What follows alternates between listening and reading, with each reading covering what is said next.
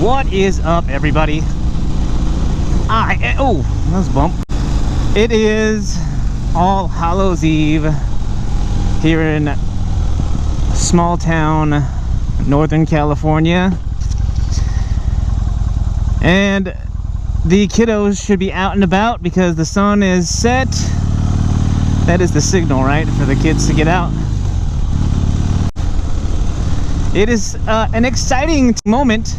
Yesterday in the mail, my tag came. That's right, my license plate for my 2013 Fat Bob arrived in the mail.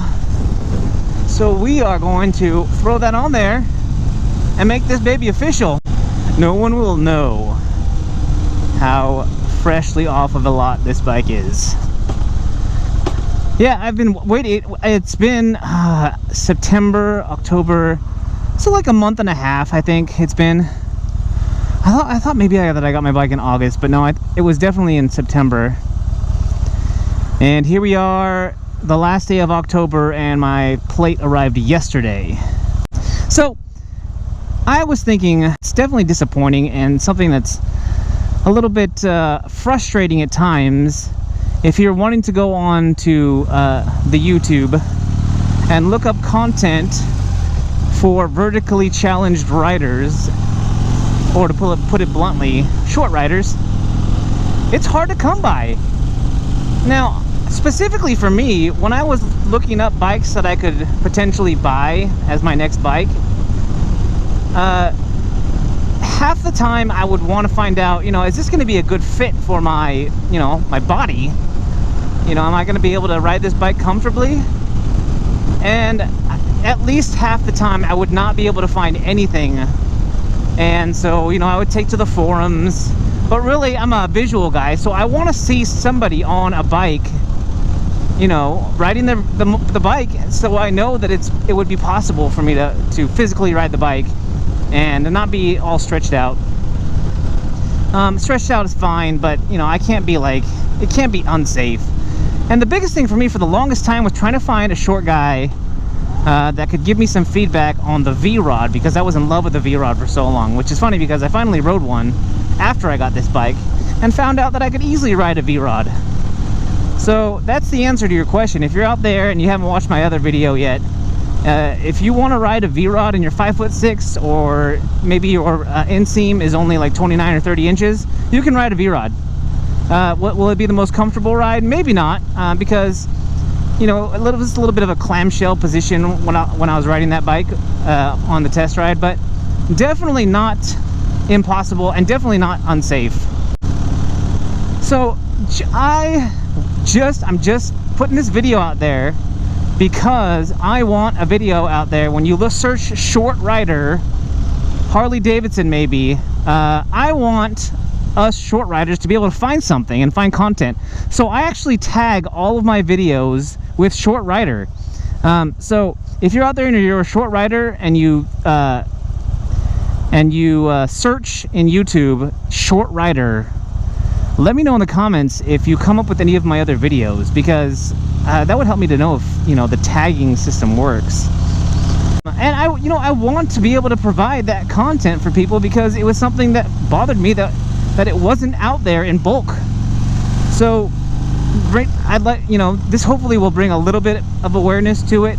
Obviously I only have just over 100 subscribers, and I've got about 60 videos, a little bit more than that.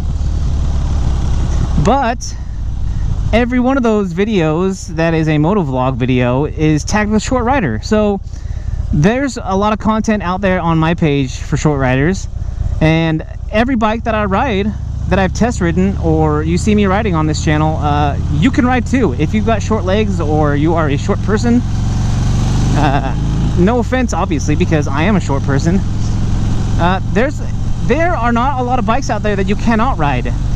But hey, I know I've seen videos out there. There's a really awesome chick who actually does short rider videos, and thank goodness that there's at least somebody out there addressing this as well as me.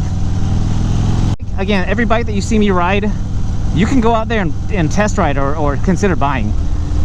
Don't worry about that. Also, don't be afraid to go try. So for the longest time, I didn't think that I could ride the bike that I own now, the Fat Bob.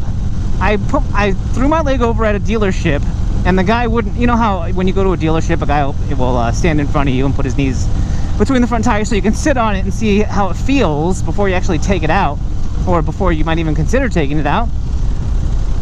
And the guy didn't do that for me. I don't know if he thought, oh, there's no way this guy's gonna ride the Fat Bob. But guess what? I am riding the Fat Bob. I own one, and I ride it comfortably. Not only that, a lot of the bikes that have these big long reach forward controls, you can retrofit. Yeah, I guess that's the right word. You can add either a reduced reach kit to the front controls, or you can make it's a little bit more expensive and a little bit more timely modification. You can do the mid controls on these bikes. So if you really want the bike and you're willing to put out the money to make modifications right away so that you can ride it, don't make the fit be the determining factor.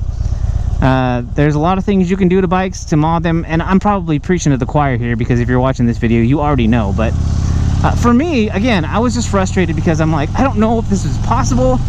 I've never seen any, I have a hard time finding people who put the kit on their bike and can ride it. So I'll also throw a link down there in the description for the video where I have added the reduced reach kit. And now, I mean, very comfortably, yeah, you like my tiger shoes, don't you? Very comfortably I ride this bike, not a stretch at all. And all the reduced reach kit does for this bike, which was only 180 bucks, and you would think, to bring the controls back closer, it would cost you more than that. And it didn't take long at all. For me, it probably took me, because I'm not the best at doing these things, but I'm just a guy doing mods on his bike. I'm no mechanic. But I pulled that off in like less than a couple hours.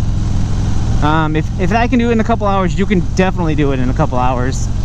And 180 bucks. And I'm riding super comfortably on this bike now. 5'6", 29.5, 30-inch inseam, and no problem at all. I think that you can buy a mid controls kit for this bike, but I like the forward controls now.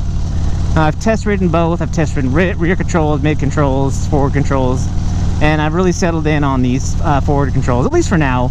Maybe in the future, because I definitely, and I've professed my love for the electric bike, the Zero motorcycle, which has rear-ish controls. I wouldn't call them full rear controls, but they're mid to rear controls on that, and really liked the riding position on that, especially for the aggressive. The freaking torque on that thing, man, is like just immediate power. It's so fun. Now that I think about it, I wish somebody just wire me really quick. Just leave in the comments how you're gonna get it to me. 15 grand, and I will add to my my fleet of motorcycles, which is the fleet of one right now, a Zero electric motorcycle, and I will do motovlogs from that one too. So yeah, if you've got 15 grand and you want to here we go, trick or treat. That's fun. So yeah, if you're out there and you're like, man, that one guy's really cool, I'd really like to see a electric motorcycle motovlog, and you got 15 grand that you can just spend, just leave it to me. Leave me in the comments, PayPal it to me, and I'll be throwing out electric bike motovlogs in no time. So short riders and other riders alike, and non-riders alike, I hope you like this video. If you do, hit the thumbs up, and if you're so inclined, hit the subscribe button for additional content. Guys, if you're riding, be safe, and if you're not riding, get riding. This is that one guy, and I am out.